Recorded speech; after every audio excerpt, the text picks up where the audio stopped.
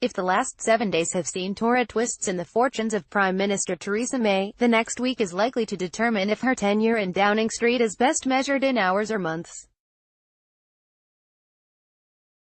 The British Prime Minister is to spend 3 days in Brussels negotiating on the country's deal to leave the European Union. Before that, her officials will be locked in talks that are expected to run through the night. She herself has a make-or-break cabinet meeting on Tuesday at which any one or possibly all of 4 Brexit rebels could walk out in protest. It must seem like a lifetime ago when on September 29, Mrs. May woke up to the most positive newspaper headlines she had seen since she called an ill-fated general election in June 2017.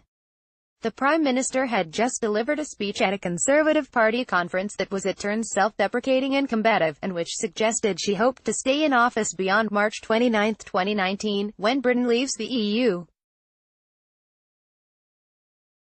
She had come out swinging against her 2 greatest opponents, Labour leader Jeremy Corbyn and her former Foreign Secretary Boris Johnson, and landed palpable hits upon them.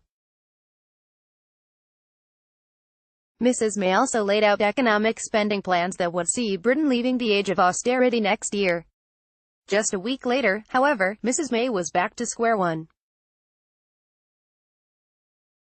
The front pages of the newspapers spoke of how the Democratic Unionist Party, DUP, on whom she relies for a parliamentary majority, were threatening to bring down her administration if she agreed a deal with the EU that left Northern Ireland in the single market, the so-called backstop.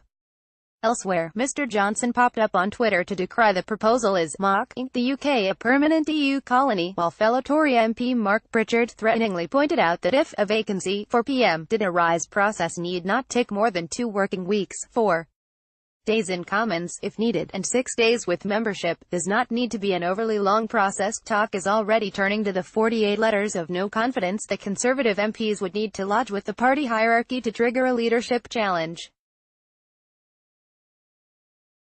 "I don't think there's a real threat at this point," James Forsyth of The Spectator magazine wrote. "There is more of a threat that I think Downing Street expected right after the conference. The government seems in a proper crisis.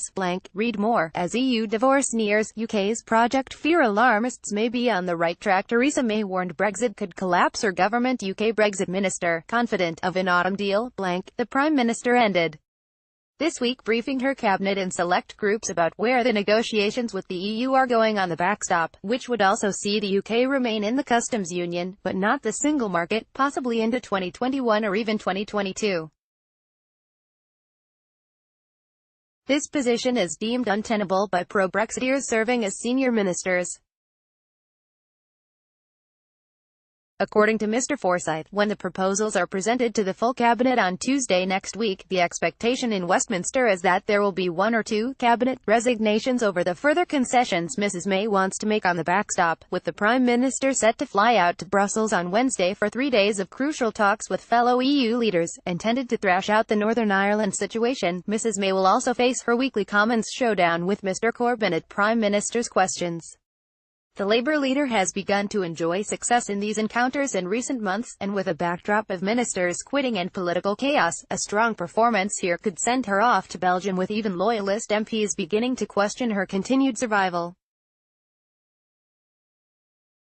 And things could yet get even worse for Mrs. May, as the DUP, whose 10 MPs vote with the government following a confidence and supply agreement reached after the June 2017 election, has begun to flex its muscles over the issue.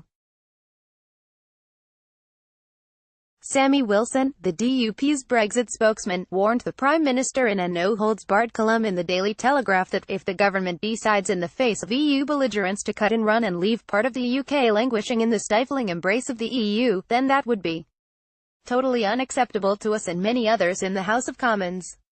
This barely concealed threat brought anger from some quarters of the Conservatives, with pro-Remain MP Heidi Allen reminding Mr. Wilson that the DUP had been bought off with £1 billion of public spending to achieve the deal between the parties. The Prime Minister will have to decide whether she will call the DUP's bluff and force through a deal on the backstop. The calculation in number 10 is that the Northern Irish Party won't be able to stomach the concept of a government which has Mr. Corbyn at the head of it, due to the Labour leader's long-standing links with the Irish Republican community. However, the party could find the prospect of being split from the mainland, for the very union enshrined in their name, too much to accept, and thus vote down Mrs. May. If the Prime Minister thinks she has seen a startling change in fortunes over the last week, arguably the next one could prove to be the most politically charged of her 27 months in Downing Street, and perhaps even her last.